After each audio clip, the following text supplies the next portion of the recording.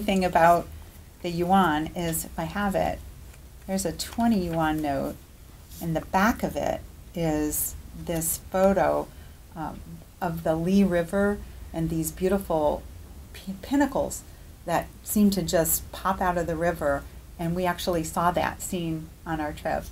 And I brought you a photo of it. We went to Shanghai to visit our son, and then we traveled into southern China, and we specifically wanted to go on a hiking trip and a river trip down the Li River to see some of these beautiful mountains. And we have a photo of the exact scene that's on the 20 yuan note, with me holding the 20 yuan note neat. There in my hand. So whoever the artist was who painted the pictures that were eventually put on the currency, painted it from the exact same vantage point that we were in on our little motorized raft for 3 people. And my son has been living there since 2006. In which city? He lives in Shanghai. Okay, and what is he doing there?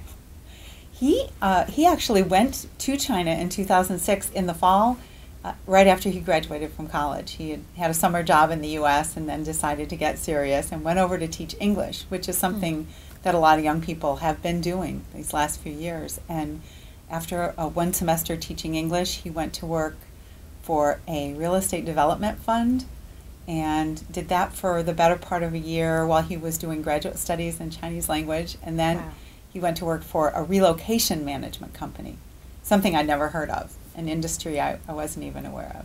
So can you tell us now what a relocation manager does in China? Exactly, and it actually relates to the conversation you wanted to have. What he does is work with American businesses.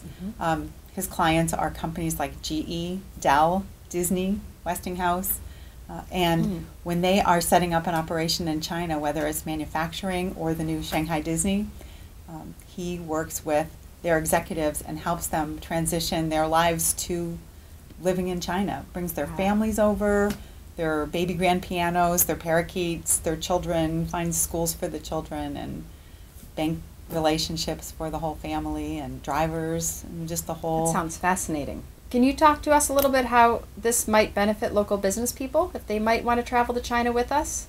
Well, I understand that it is open to the community, and people who are in business and may now be dealing with people in China, customers in China, or potentially even thinking about setting up a subsidiary in China, would be well advised to go and understand a little bit more about the culture and get it firsthand, because as much research as you can do, and it's great to do that, and reading is important, but being on the ground right there and getting the feel of what the culture is like and what's important to the people. You know, we do teach in marketing that it's absolutely important to understand the customer's wants and needs, how they live, what their interests are, how they get their information, how they communicate, what kinds of... There's no substitution for being there. No, there really isn't. So if it's possible. I think that's important. You know, as Americans, we've had kind of a long history of making mistakes when we get into foreign markets, sometimes because we really don't understand the culture.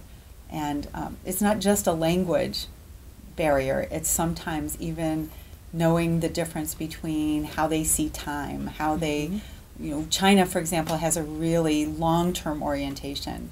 The people there don't always expect immediate gratification like we do.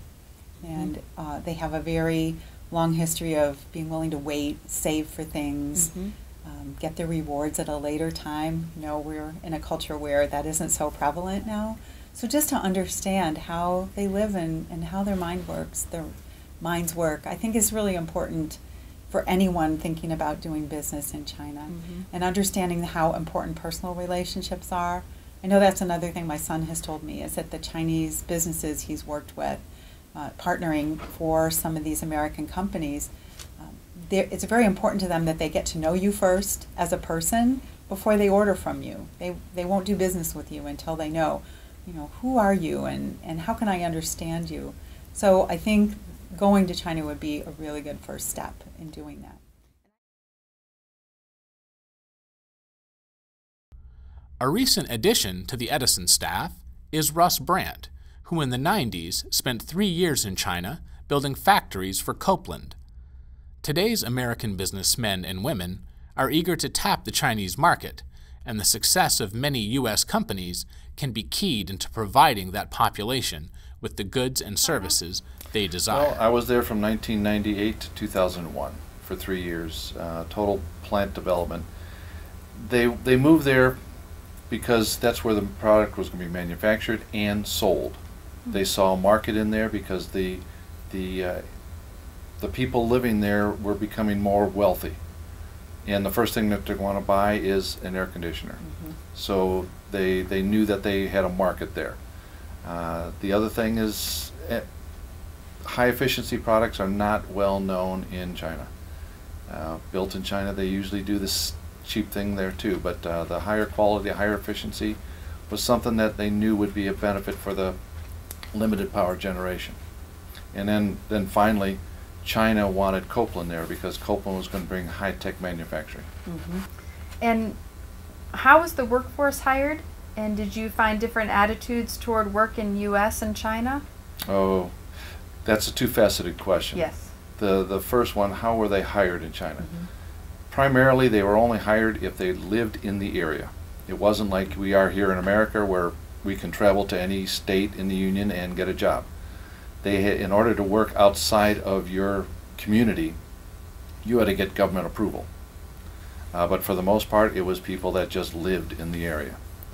Now, as far as the workforce, people in China were moving from the inland China to the coast.